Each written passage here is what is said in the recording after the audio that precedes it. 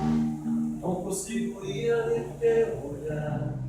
O que eu consigo é imaginar a riqueza que existe dentro de você.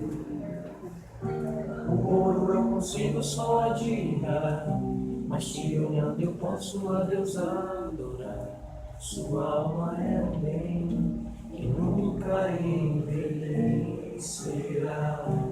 O pecado não consegue esconder a marca de Jesus que existe em você.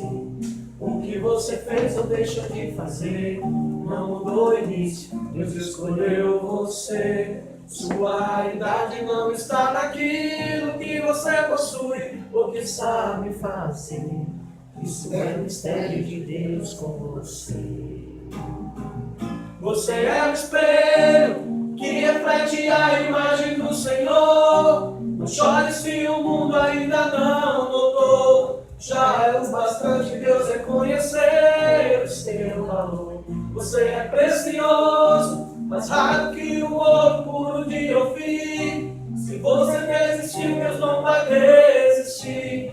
Ele está aqui para te levantar. Se o mundo te fizer cair.